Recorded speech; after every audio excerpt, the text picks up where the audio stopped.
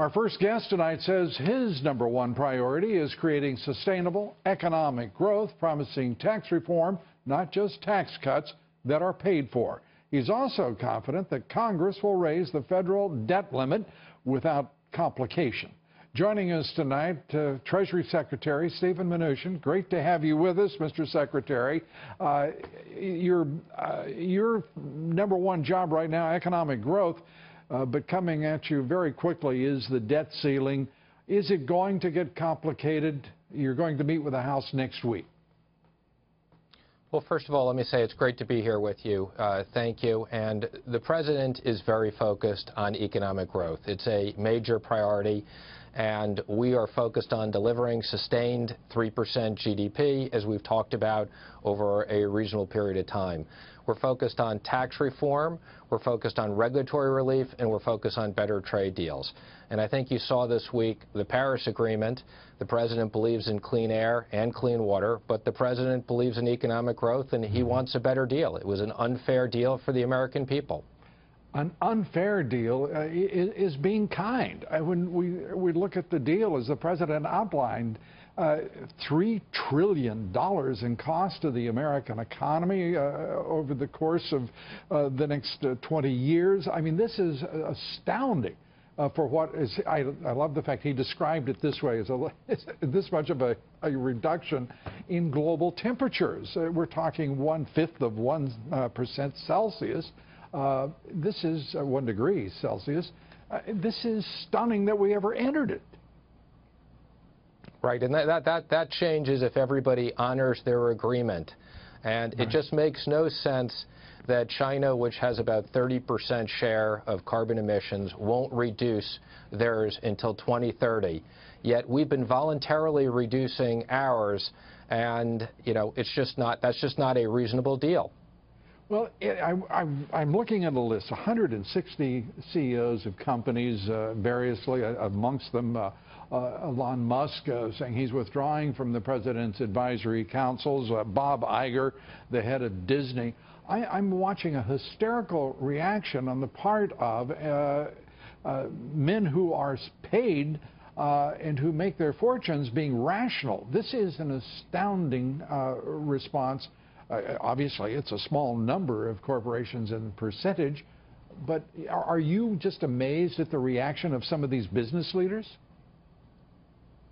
I'm not amazed at the reaction, and what I would say is there's literally hundreds and hundreds of CEOs who are supporting our economic plan, and we're focused on economic growth. This is about creating jobs. This is about creating economic growth. We're focused on a middle-income tax cut. We're focused on simplifying taxes, and we're focused on making sure that business taxes are competitive again.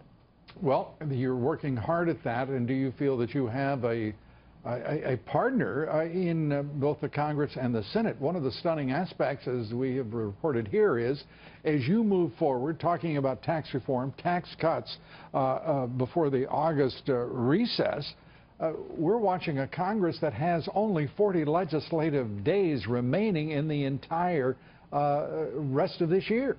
2017 is almost gone for our legislators. This has got to be frustrating to the President, who is setting a new tempo and a new standard in work ethic and an extraordinary number of work days in each and every week. Well, let me just say, I've been working on tax reform and the President's economic plan since the campaign, and this is something he's been very focused on. And since he was elected, we've been working with the House and the Senate since January, and we're very confident that we're going to get this done. And we're going to get something done that we can do that makes sense for the American public, makes sense for American business, and we're working hard. If this was easy to do, it wouldn't have been 30 years since it's been done, but we're going to have sweeping tax reform that drives this economy to the growth that it should be. And how long do you believe, Mr. Secretary, to actually get that tax reform done? Well, I want to be careful setting exact dates, but Right. I can tell you I am focused working as hard as I can to make sure we get it done this year. It's critical for economic growth that we get it done as soon as we can. We want to make sure that we get it right. It's complicated. We want to make sure we work with the House and the Senate so that when we come out with the bill, we have support. We hope there is bipartisan support. There's a lot of things in here that are great for Americans, so I don't understand why Democrats wouldn't be in favor of a middle-income tax cut, wouldn't be in favor of making corporate taxes competitive, but we're going to get it done one way or another. And getting it done also includes health care, getting that done. There seems to be a disconnect, if you will, some dissonance with both the in health care with both the Senate and the House. Are you confident that there is now a common understanding among the White House, the House of Representatives, and the Senate about where this president is leading the nation? I think there is. I think that both the House and the Senate understand the president's priorities. It's economic growth, it's safety. You see an incredible worldwide trip he did, strategic issues in the Middle East. We're launching an anti-terrorist financing center with our Gulf partners. This is very critical. I saw you had the segment on North Korea earlier. The president is very focused on sanctions on North Korea. We're going to do everything we can, both working with China and with our allies, to make sure that we put sanctions on North Korea, and we're very focused on safety for the American public. And the national liberal media, Mr. Secretary, I can't let you go without asking this question. Are you shocked that not a single person today in the White House press briefing asked a question about the unemployment rate, about the economy? I am. And, you know, I would just comment on, you know, these short-term numbers. I've never been focused on the short-term numbers, but it's just one more reason why we got to focus on economic growth. That's what the American public wants, and that's what we need to sustain this economy. Yeah, to put it in, you have got to be thrilled to look at what has happened with the markets since the election. Looking at double-digit gains for the major indexes, a set of markets, equities and debt markets that are stable and the envy of the world, while Europe clucking about a meaningless, what they called an environment agreement, the Paris Accord, which is really a disastrous economic pact of some sort that the previous administration wanted to sustain. Right now, the United States is the envy of the world, is it not?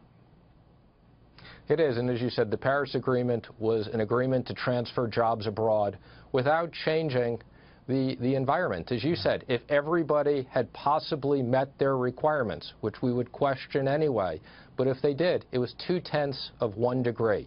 And obviously, that's not acceptable. So, you know, China continuing to increase till 2030, well, we have restrictions on our energy and our jobs. That's just not fair. It was something we became accustomed to in the previous administration. It was effectively just another redistribution, if you will, design, which mercifully, thanks to President Trump, is at an end. Secretary, Secretary Mnuchin, it's a great honor to have you here. I hope you'll come back soon and go get them.